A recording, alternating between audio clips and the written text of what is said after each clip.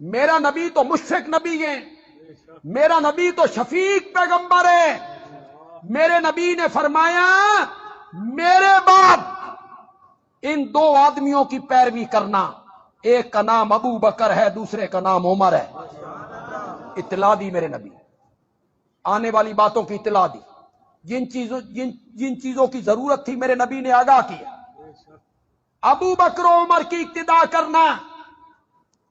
پھر ایک موقع پہ میرے نبی نے کہا علیکم بسنتی وسنت الخلفاء الراشدین المہدیین، تم پر لازم ہے کہ میرے طریقے کو اختیار کرو، اور تم پر لازم ہے کہ میرے خلفاء راشدین کے طریقے کو۔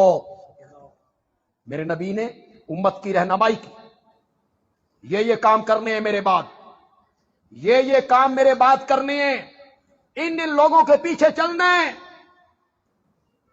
میرے نبی نے حضرت عیسیٰ کے آنے کی بشارت دی کہ وہ قیامت سے پہلے آئیں گے۔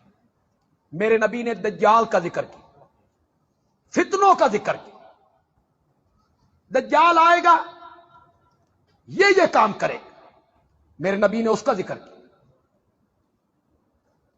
میرے نبی نے زمین پہ سے نکلنے والے ایک جانور کے بولنے کا ذکر کیا، وہ لوگوں سے کلام کرے۔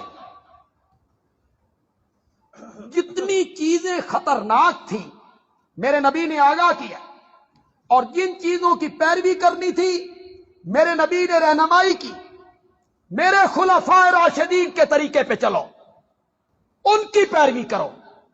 جو نبی دجال کے بارے میں ذکر کرتا ہے، حضرت عیسیٰ کے نزول کے بارے میں ذکر کرتا ہے، قیامت سے پہلے آنے والے زلزلوں کا ذکر کرتا ہے، آندھیوں کا ذکر کرتا ہے، اگر آپ کے بعد کسی نبی نے آنا ہوتا تو میرا نبی اس نبی کا بھی ذکر کرتا نا۔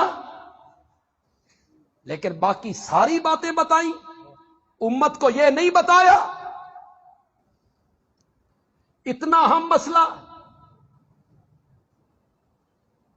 کہ مرزا قادیانی کہتا ہے جو مجھے نہیں مانتے وہ جنگل کے خنزیر ہیں، ان کی عورتیں بغایا ہیں، کنجریاں ہیں۔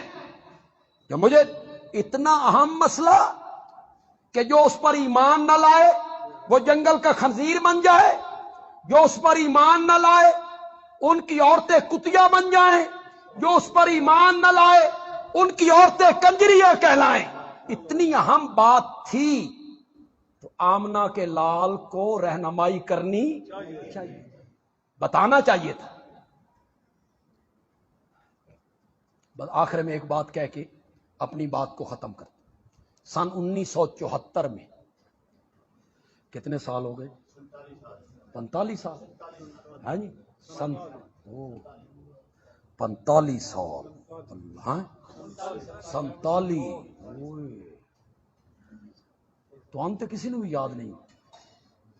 سن 1974 دی تاریخ تو یاد نہیں ہونی، آخو نہیں یاد، نہیں تو لوگ تو بڈھا آخر لگن۔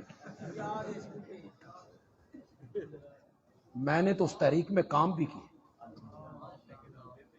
جلسوں سے خطاب کی، عمر اپنی نہیں دس۔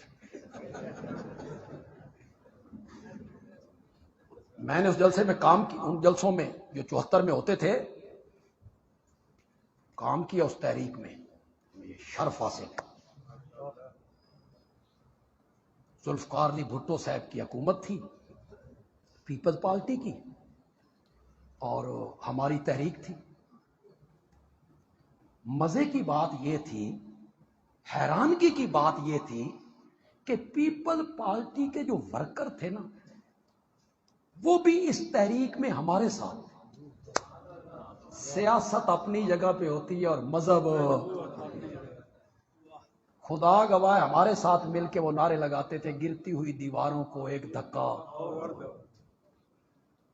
جلوس بھی نکالتے تھے حکومت کے خلاف، مطالبے بھی کرتے تھے، نعرے بھی لگاتے تھے، سب ایک تھے، کوئی سیاست مذہب نہیں رہ گیا تھا، ایک ہی نعرہ تھا کہ مرزائیوں کو غیر مسلم اقلیت کرا، بس۔